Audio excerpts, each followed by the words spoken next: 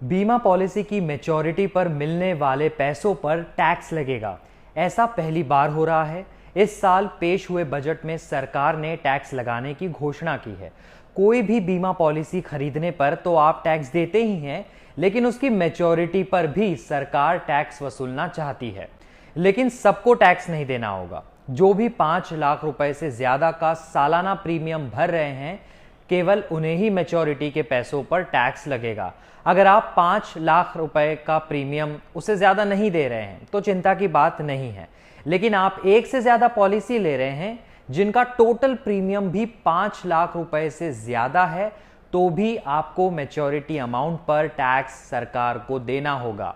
ध्यान रहे, ये टैक्स केवल non unit linked insurance plan पर यानी कि नॉन यूलिप प्लान पर ही लगेगा, टर्म इंश्योरेंस पर नहीं। नॉन यूलिप प्लान का मतलब आपको इंश्योरेंस कवर तो मिल रहा है, साथ ही साथ आप जो हर साल प्रीमियम भर रहे हैं उस पर भी कुछ फिक्स्ड ब्याज मिलेगा।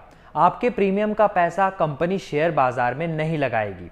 अब सोचिए, आप टैक्स बचाने के लिए नॉन यूलिप प्लान खरीदते हैं, लेकिन अब उसी पर टैक्स लगाया जाएगा। एक और जानकारी, जो इन पॉलिसी को 1 अप्रैल 2023 से खरीदेंगे, टैक्स उन्हीं पर लगेगा जिनके पास ये पॉलिसी पहले से ही है, या जो भी इसे 31 मार्च 2023 तक खरीद लेगा उन पर कोई टैक्स नहीं लगेगा। ये कंफ्यूजन भी ना रखे कि टर्म इंश्योरेंस पर मिलने वाली मैच्योरिटी पर टैक्स लगेगा या नहीं। ये कोई सेविंग प्लान नहीं है। टर्म इंश्योरेंस आपको केवल लाइफ कवर ही देता है। कोई अनहोनी हो जाए तो आपके नॉमिनी को पैसा मिलता है, उस पर कोई टैक्स नहीं लगेगा। आप पूछेंगे कि सरकार इस पर क्यों टैक्स लगा रही है। एक्सपर्ट्स कहते हैं कि लोग इन बीमा पॉलिसी को इसलिए खरीद रहे हैं ताकि वे टैक्स बचा सके, लेकिन बीमा का मुख्य उद्देश्य तो अचानक आई अनहोनी के समय आर्थिक मदद देना है। इस वजह से जीवन बीमा बड़े स्तर पर लोगों तक नहीं पहुंच रही है, और आप चूंकि लोग इसे सेविंग या इन्वेस्टिंग पर्पस से देख रहे हैं तो टैक्स भी भरे, ऐसा एक्सपर्ट्स का कहना है। गवर्नमेंट को भी लगने लगा है कि जो पेनिट्रेशन हमें करना चाहिए था हिंदुस्तान के अंदर, इतने लोगों को जो है बीमा होना चाहिए था, वो नहीं हो पाया। वो पेनिट्रेशन नहीं हुआ है। अभी भी मैक्सिमम जनता जो है वो अंडर इंश्योर्ड है। और इसकी एक वजह ये भी है कि इंश्योरेंस कंपनीज का अगर आप बिजनेस देखो तो काफी बड़ा हिस्सा जो है हाई वैल्यू पॉलिसी से आता है।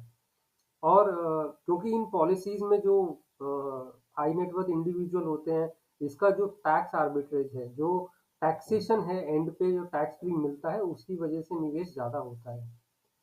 तो सरकार ने इसको डिस्करेज करने के लिए एक मैसेज दिया है इंश्योरेंस कंपनीज को कि आप ज्यादा से ज्यादा जनता के पास जाओ और जिनके पास बीमा नहीं है आप उनको बीमा बेचो, बजाय इसके कि आप जो है हाई वैल्यू इंश्योरेंस पॉलिसीज या मे बी जिनको जरूरत नहीं है उनको आप निवेश की तरह जो है बीमा बेच रहे हैं, क्योंकि उसमें एक टैक्स फ्री ऑप्शन अवेलेबल है।